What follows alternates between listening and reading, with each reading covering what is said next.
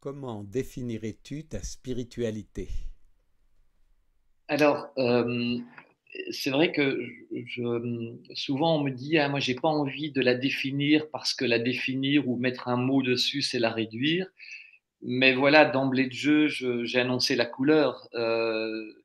C'est au travers de la marche que je suis revenu, au principe, du christianisme, en fait. Donc voilà, moi je dirais que je suis un si je peux me définir, comme un disciple du Christ, je trouve que c'est déjà pas mal. Quand tu te lances dans tes marches, as-tu des attentes précises?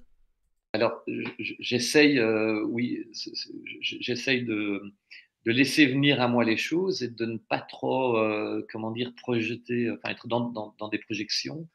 Hem Oui, c'est ça, c'est vraiment, avancer un peu, vers l'inconnu et puis d'être dans cette, ouverture. Ce que je trouve très intéressant, c'est de ne pas interjecter entre le chemin et moi trop d'attentes qui risqueraient d'induire, hem, voilà, d'induire des choses, enfin ou bien de projeter des envies. J'essaye d'être le plus, je n'allais pas dire neutre, mais le plus heu, ouvert possible. Oui, ça je trouve que c'est vraiment très intéressant de se laisser, toucher par ce qui vient à vous et de ne pas trop se concentrer, sur le futur mais de vraiment se concentrer sur sa disposition intérieure. Est-ce que ma disposition intérieure me permet vraiment d'être pleinement accueillant aussi? Et alors, ce que je n'ai pas dit, c'est que quand je suis parti à Jérusalem, je suis parti avec un billet de 50 € parce que Mmh. je voulais voir jusqu'où la bonté humaine, allait. Et souvent on me disait: «Oui, mais c'est vrai que enfin voilà, tu profites un peu de la bonté des gens». Oui, c'est vrai, je profite de la bonté des gens, mais c'est vrai que c'est une expérience qui est tout à fait, réciproque ou réflexive. Lorsque 2 personnes se rencontrent, en l'occurrence, un marcheur au long cours et une autre personne, bah, voilà, ce sont deux personnes anonymes qui se rencontrent. C'est vrai que j'étais souvent, bah, voilà, en demande, de voilà, de trouver un lieu, où je pouvais dormir, hem, enfin de recevoir le gîte. Et ce qui était surtout très intéressant, c'était de voir un peu la résistance, lors des premières rencontres. Et puis, voilà, lorsque je demandais si la personne connaissait un lieu, ou un endroit où je pouvais, poser mon sac, je soupçonnais, souvent une forme de résistance et puis au travers des échanges, je remarquais que la personne basculait vers un état de hôte, c'est-à-dire de accueillant. Hem Et ça, c'est vraiment quelque chose de génial de voir que, alors qu'il y a la peur de l'inconnu, au travers de la rencontre, il y a cette joie de pouvoir accueillir. Et combien de fois, voilà, ne m'a-t-on même pas remercié? Je me disais: «C'est un comble, c'est moi qui dors chez vous et c'est vous qui me remerciez». Mmh. Parce que c'est vrai que les rencontres enfin voilà, d'un soir, sont tellement intenses, on partage des choses qui sont tellement profondes et c'est tellement plus facile souvent de dire des choses, à des personnes qu'on ne connaît pas, plutôt qu'à des proches. Un Mmh. jour, je crois que c'était en France, je marchais un midi, dans un village, en rase campagne et puis là, il y avait un homme qui était en train de bêcher, son potager avec son fils et puis on commence à discuter et puis, il me dit: «Bah, tiens, on va préparer le repas du midi, arrête-toi chez nous». Et puis, il appelle sa femme me fait entrer, me laver les mains, et puis j'aide, son épouse à éplucher les légumes alors que son mari et son enfant étaient encore dehors et son épouse, enfin, me vient à moi et me dit à voix basse: «Je sais que vous êtes un pèlerin et je voudrais vous confier quelque chose que je n'ai jamais partagé ni à mon mari, ni à mes proches. J'ai été violée, lorsque j'étais, jeune et voilà, c'est quelque chose que je porte en moi et j'ai du mal à le partager. Et vous, vous êtes de passage, et c'est ce que je voudrais vous partager. Est-ce que vous pouvez marcher pour moi? Et donc voilà, c'est vraiment extraordinaire de pouvoir s'enrichir d'expériences, enfin de telles demandes. C'est ce qui nourrit aussi le sens de chaque pèlerinage, je pense. Le mal est constamment présent dans l'histoire de l'humanité. Est-ce une fatalité ou est-ce guérissable? Je pense que voilà, on n'arrête pas de rater sa cible. On n'en finit pas de rater sa cible et sa cible, c'est quoi? Ben, je pense que c'est l'unité intérieure. Euh, c'est de viser cette unité au divin. Euh, et si voilà, on n'est pas dans cette dynamique-là, mais la cible ou le but, c'est le moi pour moi. Je pense qu'on est dans quelque chose qui tourne en rond et je crois que là, il y a vraiment une fracture qui. J'ai du mal à mettre des mots dessus, mais je vois ça. Enfin, j'ai vraiment une impression qu'il y a une fracture au niveau de notre humanité profonde qui s'opère, et dans cette fracture s'installe le vide. Et dans ce vide s'installe un vide, vide de sens, quoi. Et qu'est-ce qui se niche dans le vide? Voilà, je pense que chacun peut répondre. Enfin, chacun peut y trouver des éléments de réponse, je pense. Un de tes amis, Pierre, te demande de parler de l'histoire d'un caillou et d'un assassin. Merci Pierre. Euh, et donc voilà, une fois de plus, je pense que, et c'est pas de la fausse modestie, je ne veux pas rentrer là-dedans, euh, mais je pense que quand on a le désir de marcher vers la cible, enfin, je dis cible parce que euh, au niveau hébraïque, la cible, c'est la rata, c'est Dieu, c'est l'unité, l'unité à Dieu. Et quand on a cœur à trouver de l'unité intérieure, euh, je crois effectivement on s'inscrit dans quelque chose qui nous dépasse euh, et, euh, et que cela a une fonction vertueuse. Euh, donc effectivement, quand je suis passé au camp de concentration de Dachau, là, déjà, je ne savais pas du tout que Dachau se trouvait dans la grande périphérie de Munich. Euh, je ne savais pas que j'allais y arriver. Je crois que c'était autour du 14 ou 18 avril, je ne me souviens pas, c'est le moment enfin, la commémoration de la libération du camp de Dachau. Ce petit caillou, voilà, c'est vraiment une intuition. Voilà, je vais porter ce caillou que je porterai jusqu'au mur des lamentations et où je vais arriver par hasard un 2 octobre qui était à l'époque la fête du mouton, si je me souviens bien, pour les musulmans. Euh, et pour les juifs, c'était la Rosh Hashanah, la nouvelle an juive.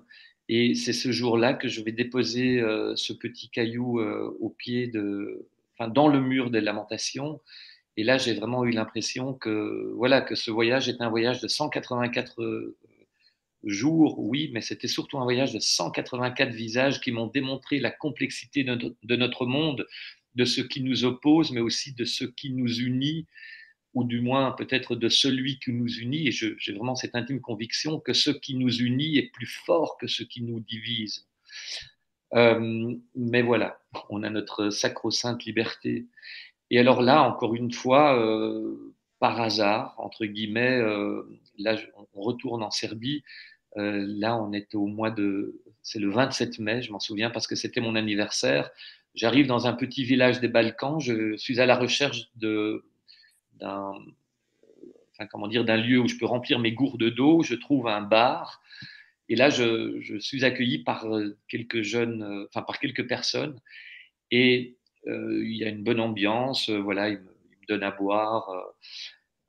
Et soudain, il y a un des garçons à côté de moi qui me dit, tu sais, il me parlait en allemand, et il me dit, tu sais, moi je suis un assassin. Et là, je lui ai demandé pourquoi il me disait ça. Il me dit: «J'ai participé au massacre de Srebrenica,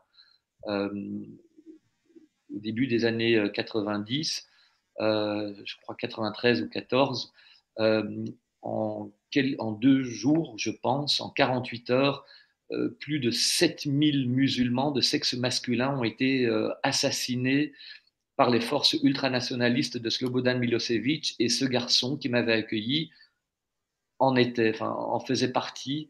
Il avait 18 ans lorsqu'on lui avait intimé l'ordre de participer au massacre de Srebrenica. Il m'explique comment lui, il avait voilà, participé, il avait tiré sur des vieillards, sur des personnes âgées, sur des adolescents et même sur des enfants. Euh, et là, j'ai vraiment eu un sentiment de vide à nouveau, de vide glacial, un peu ce même vide que j'avais ressenti au camp de concentration. Et là, au moment de partir, il m'a pris par le bras, il m'a dit: attends. Il a enlevé son t-shirt, il me l'a mis entre les mains, il m'a dit: s'il te plaît, en tant qu'orthodoxe qu'il était, il me dit: s'il te plaît, marche et prie pour moi. Si je sais que toi, tu marcheras, je sais que j'existerai à tes yeux et je me sentirai moins seul face à l'horreur que j'ai perpétrée. Et donc voilà, une fois de plus, au travers de cette rencontre, voilà, cette rencontre a chargé cette expérience personnelle de pèlerinage où de fil en aiguille, pas à pas, je ne marchais plus seul, mais je marchais avec ces dizaines, ces centaines, ces milliers de regards, voilà, ces personnes qui m'avaient rencontré, accueilli, demandé quelque chose. Après qu'un auditeur te remercie et te rapproche de Christian Bobin, une autre te demande: et ton corps dans ces aventures? Lors du voyage vers Jérusalem, je vais prendre celui-là parce que euh, je suis comment je suis parti avec un sac à dos de 14 kilos. Bon, c'est vrai que c'était la fin de l'hiver. Bon, je l'ai allégé en cours de route, mais physiquement, j'ai perdu 14 kilos. J'ai perdu autant que je portais sur le dos. Euh, alors, le corps, lui, c'est vrai qu'il trinquait, mais je ne suis jamais tombé malade.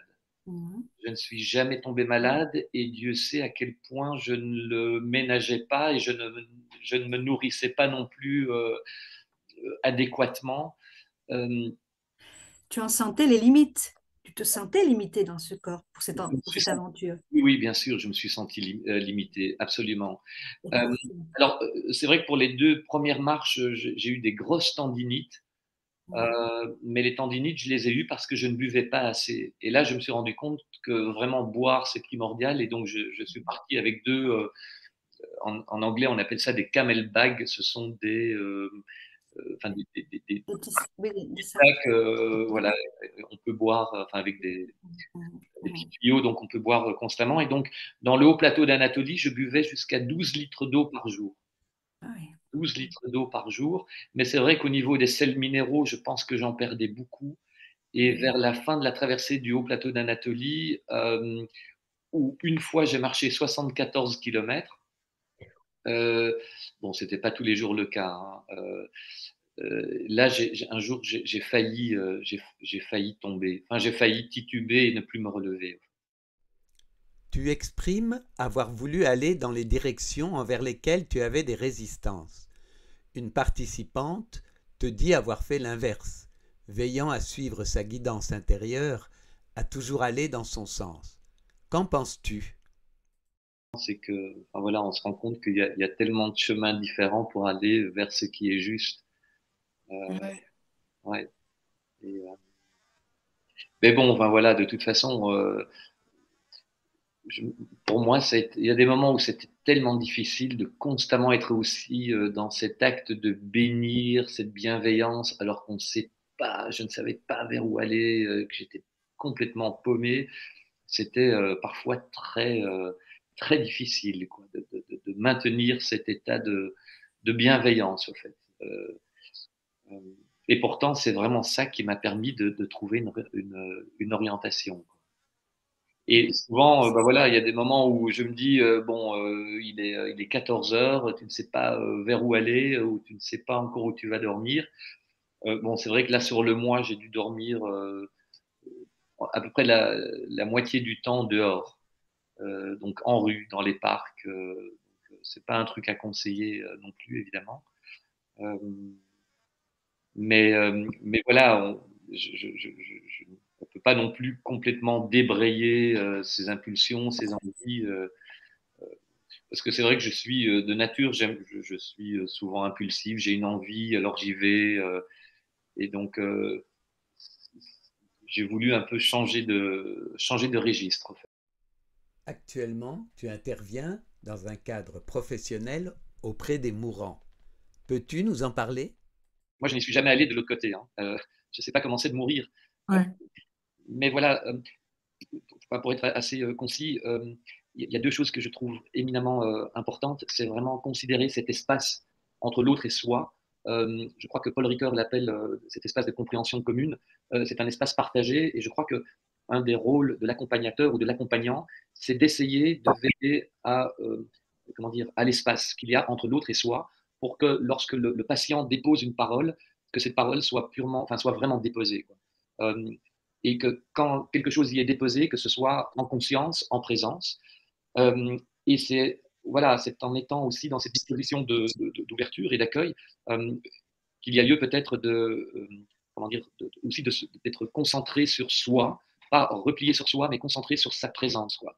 Euh, et, euh, et, voilà, de verbaliser ce qui surgit dans cet espace commun, dans cet espace partagé. Et pouvoir mettre le mot dessus peut permettre de trouver une réorientation dans ce que le patient peut vivre, voilà, de non-sens dans la maladie, quoi. La maladie n'a pas de sens, la souffrance n'a pas de sens, quoi. Mais ensemble, c'est vrai que, voilà, comme je l'avais dit précédemment, c'est vraiment l'accompagnant qui se propose d'être, voilà, de faire un bout de route ensemble. Et c'est une fois de plus, c'est comment dire, quand un patient est touché par la maladie, on se rend compte à quel point la personne est plongée dans une solitude, dans un décalement avec son environnement, et donc avec une coupure au niveau relationnel. C'est que la relation est altérée, est fortement perturbée, et je pense que voilà, c'est le rôle de l'accompagnant d'essayer d'amener une forme, enfin voilà, de contribuer modestement comment dire, à réparer cette altérité qui est complètement euh, bousculée. Cet accompagnement est dit spirituel et philosophique. Peux-tu préciser? Oui, c'est que, disons qu'on on ne veut pas, comment, le mot spirituel, enfin, je ne connais pas le contexte en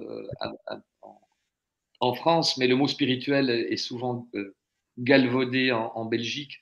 Il suscite beaucoup de résistance.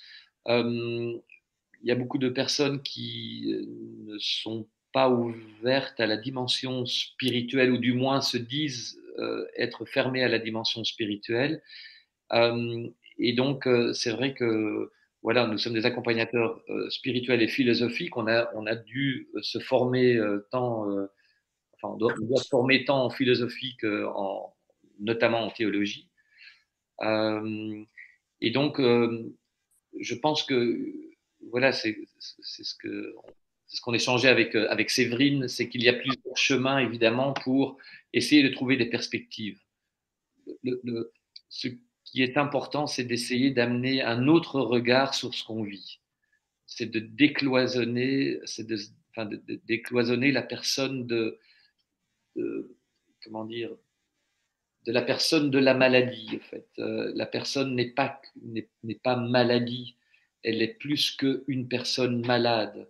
Mais pour ce faire, c'est vrai qu'il y a vraiment un travail de créer un espace, en fait.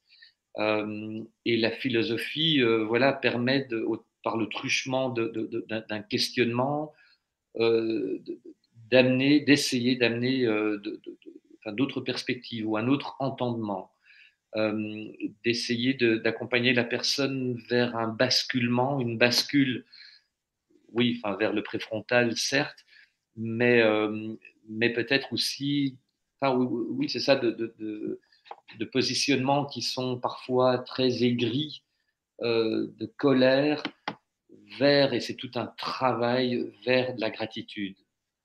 Voilà. Parce que tu aides les personnes qui sont malades, mais tu aides aussi ceux qui les accompagnent, enfin la famille, disons, les amis qui viennent. Voilà. Une fonction qui est très importante là-dedans, ce sont les rituels aussi. Alors, on fait beaucoup de rituels. Une fois de plus, les rituels ne sont pas l'apanage des religions. Et donc, on fait beaucoup de rituels pour essayer de canaliser ces émotions qui sont très diffuses. La force du rituel permet aussi d'ancrer davantage dans l'instant présent et voilà, d'être vraiment réunis autour du patient et de sortir un peu voilà, des émotions qui sont éminemment diffuses quand la situation est critique. Tu as exprimé l'importance que tu accordes à la relation. Mais quand tu es seul, que se passe-t-il sur le chemin? Oui, alors c'est un peu du dialogue socratique. Enfin, moi, je me suis rendu compte après oui, peut-être un mois, c'est que je commençais vraiment à me parler. Je parlais tout seul, quoi. Enfin, je me parlais. Mais voilà, être seul au début, c'est quand quand on n'a pas l'habitude d'être seul, ben voilà, c'est pas facile. Pour moi, je n'étais pas dans ma zone de confort. Et puis, j'ai dû réapprivoiser cette solitude. Bon, il y a différentes formes de solitude, forcément. Euh, voilà, je l'avais peut-être exprimé, mais peut-être pas souligné. C'est voilà, lors de mes études ou parfois étant avec du monde, je me sentais éminemment plus seul qu'en me retrouvant physiquement plus seul. Euh, enfin, en me retrouvant physiquement seul.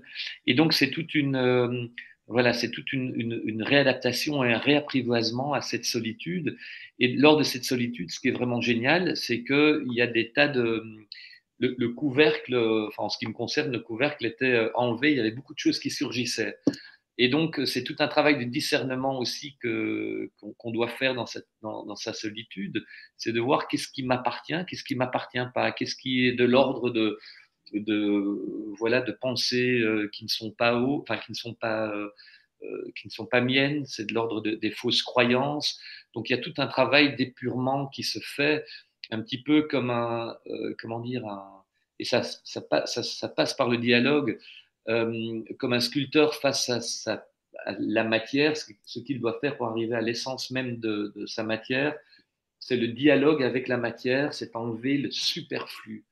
Qu'est-ce qui est entrave à la forme idéale, quoi. Et, euh, et voilà, donc c'est vraiment d'enlever ce qui est bruit intérieur, pour laisser émerger finalement une parole qui est sienne, mais qui est autre aussi. Voilà, c'est l'autre en moi que j'apprends à découvrir. Alors voilà, cet autre en moi, c'est qui? C'est l'autre avec un grand A, avec un petit A. Voilà, parfois c'est le grand A, parfois c'est le petit A. Euh, voilà, c'est toute cette expérience extraordinaire de cultiver une solitude habitée. Est-ce Merci que pour la distanciation avec tes pensées est un passage obligé pour justement percevoir cet autre? En ce qui me concerne, oui, absolument. Indéniablement, parce que voilà, les pensées invasives, il suffit de méditer ou de faire de la pleine conscience ou de prier, voilà, pour se rendre compte du bruit incessant qui est intérieur, qui doit vraiment décanter comme comment dire, comme du sable dans de l'eau. Mais en ce qui me concerne, oui, c'est un passage obligé. Disons peut-être que le bruit intérieur me permet justement de conscientiser que je ne suis pas dans le silence intérieur. Tout comme le stress me permet de comprendre ou me permet de dire, tiens, je suis stressé ou je ne suis pas dans la bonne case. Voilà, mais je pense que ça. Pierre Morkens peut en parler bien mieux. Oui. Peux-tu nous parler de ta conférence sur la transmutation à l'université d'été des dirigeants publics et privés? Alors là, c'est vrai que mon petit syndrome d'imposteur, souvent il venait me dire, mais t'es qui toi pour parler à ces grands dirigeants euh, il y avait voilà, il y avait du beau monde, il y avait du beau monde. Et alors c'est vrai que il y a lieu de, comment dire, d'une fois de plus, mais c'est presque la fonction du rituel, hein, c'est presque ritualiser la présence devant ces personnes qui représentent tant de choses ou beaucoup de sous. C'est de sortir de la représentation pour se retrouver dans des présences partagées, quoi. C'était le défi pour moi, c'était ça en fait. C'était pas tant ce que j'avais à dire, mais c'était de vivre. Allez, je vais le dire, je vais sortir le grand mot, de vivre une communion ensemble. Et je crois que ça a fonctionné un peu quand même. Oui. Mais par contre, c'est vrai que je ne sais plus très bien comment je m'y étais pris. Souvent, on a un canevas, on se dit, OK, je vais aller là, et puis à un moment donné, on lâche le canevas et on fait le saut dans l'inconnu, et puis on se dit, OK, c'est plutôt comme ça que je dois agir, et puis ça marche. Mais bon, Eh bien, pas non plus. merci beaucoup, Sébastien. Je trouve que le mot communion est un beau mot pour terminer notre échange. Et nous allons l'approfondir, nous allons la prolonger en faisant en sorte que nous soyons de plus en plus capables de nous rencontrer en vérité, en présence, en sensibilité, en profondeur, dans le sentiment d'une communion véritable entre nous tous. Sébastien, un dernier mot? Je trouve que j'ai déjà pas mal parlé. Bon. Oui, voilà, que votre silence soit habité, c'est tout ce que je vous souhaite.